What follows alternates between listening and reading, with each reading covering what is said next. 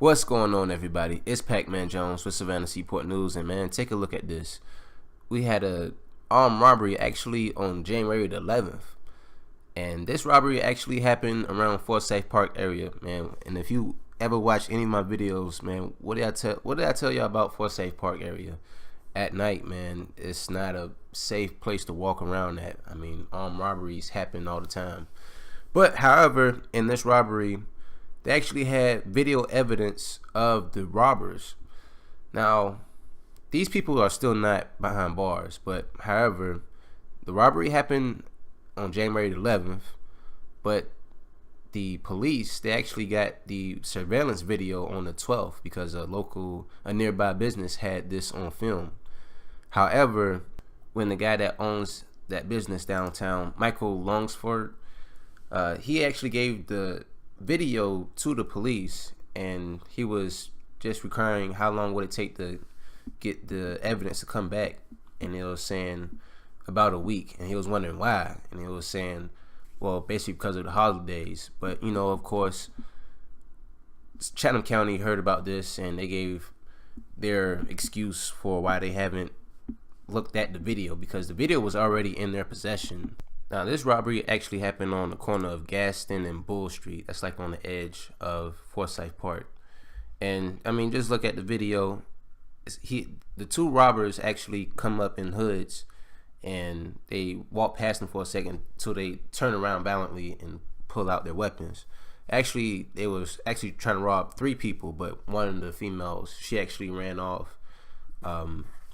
I mean, like I said about this area, you don't want to be walking around Forsyth Park area at night. I mean, I understand, you know, some people actually live around that area, but I mean, you risking getting robbed. I mean, even if you have 3 people or 4 people, you know, on you, you know what I'm saying? Somebody can just pull up a gun on you and say, now what? You know, give me your stuff. And, you know, the brave thing to do would just be, you know, if you're not packing, I mean, you just have to, you know, give it up. I mean, that might sound like you might not want to hear that, but I mean, $50 and a cell phone, you know, ain't worth your life. I mean, that was a story a few years ago when somebody got killed over like $10 in a broken cell phone. You know what I'm saying? So like, you don't want to risk your life over, you know, whatever you got in your pockets, because I mean, if you work, you can obviously make that back. So I mean, like I said, this area at nighttime ain't really a good place you can walk around to. You know what I'm saying? I mean, it's good in the daytime, but you know, and there's, you know, Forsyth Park is not a raggedy park or anything around like that. I mean, I actually had footage of Forsyth Park earlier in my news footage when I first started. But you know, it's a beautiful park. It's just at night, it's just a lot of crime and robberies happen in that area. And real quick, in other news, there was a mysterious death that the police are still investigating in right now on Sunday, when a 30-year-old woman named Bree Wilson was found at her residence on the 400 block of West Montgomery Crossroads. The police are still investigating in this situation. There's no other details right now, but if I can give any update for this case, I'll let you guys know. And also, there was another mysterious death, and this death actually happened today, Friday morning, off of Diamond Causeway, and Chatham County Police responded to the scene and found a male deceased in a car at the Frank O. Downing fishing pier Friday morning. They're still investigating this scene, whether to know if it was a homicide or whether it's just another cause of death. So like I said again, if I could put any updates for either one of these, I'll let y'all know as well. Now, on Tuesday night, we actually had a shooting on East 31st Street where a 15-year-old male was injured.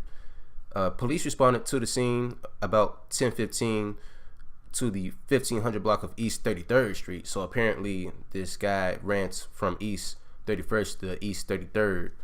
They found him with non-life-threatening gunshot wounds and transported him to Memorial University Medical Center. Reportedly, he was injured when shots were fired from a vehicle as he walked along East 31st Street near Deerter Streets.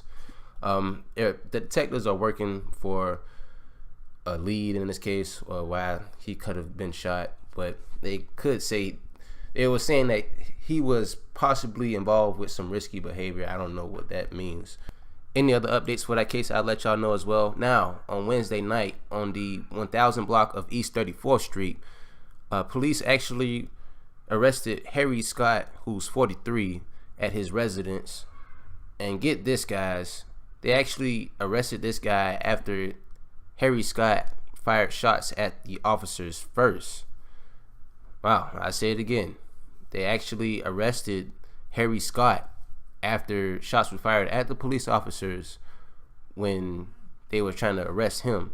Now, you're probably saying why he was arrested for. He was arrested for alleged sexual assault at his residence on Waters Avenue in the early morning hours on Tuesday.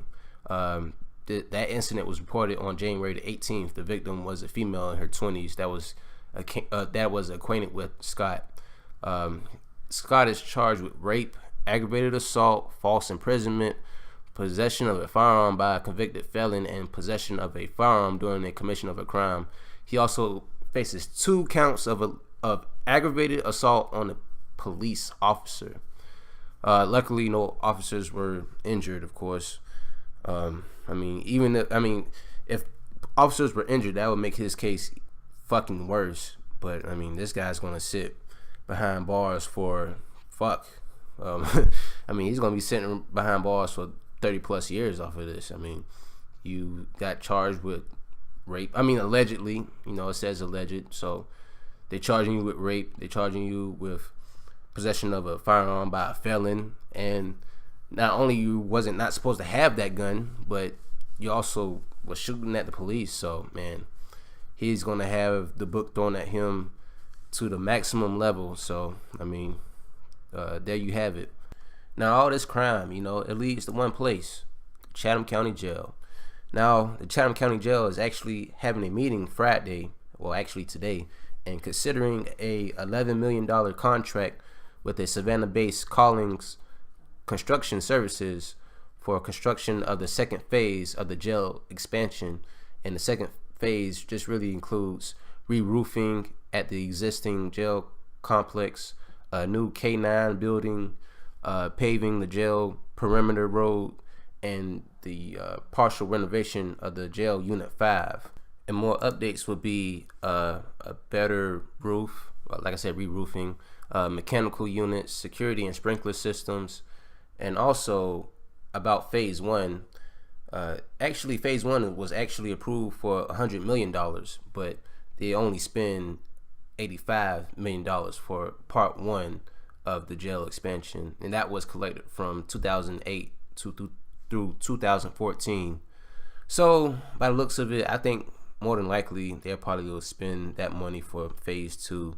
If they already spent $85 million for phase 1, spending not even half of what you spent the first time, not even 1/3 of what you spent, more than likely they're going to expand it, simply because crime like this, all the crime that I just stated earlier, crime like this happens.